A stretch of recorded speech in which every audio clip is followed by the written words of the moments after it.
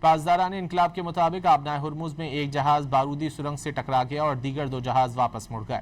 ایرانی سرکاری میڈیا کے مطابق پاسداران انقلاب نے ایک بیان میں کہا ہے کہ 3 تیل بردار بحری جہازوں نے امریکی فوج کے ترغیب دلانے پر آبنائے ہرمز کے جنوب میں بارودی سرنگوں سے بھرے راستے سے گزرنے کی کوشش کی، لیکن ان میں سے آئل ٹینکر دھماکے کے بعد آگ کی لپیٹ میں آ گیا۔ دیگر 2 ٹینکر تیزی سے رخ موڑ کر واپس لوٹ گئے۔ پاسداران انقلاب نے واضح کیا ہے کہ ایران کی اجازت کے بغیر کوئی ٹینکر آبنائے ہرمز میں داخل نہیں ہوگا۔ پاسداران انقلاب کے مطابق آبنائے ہرمز میں ایک جہاز بارودی سرنگ سے ٹکرا گیا اور دیگر 2 جہاز واپس مڑ گئے۔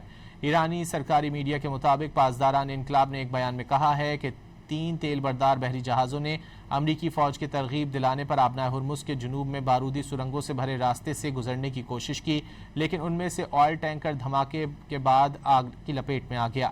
دیگر 2 ٹینکر تیزی سے رخ موڑ کر واپس لوٹ گئے۔ پاسداران انقلاب نے واضح کیا ہے کہ ایران کی اجازت کے بغیر کوئی ٹینکر آبنائے ہرمز میں داخل نہیں ہوگا۔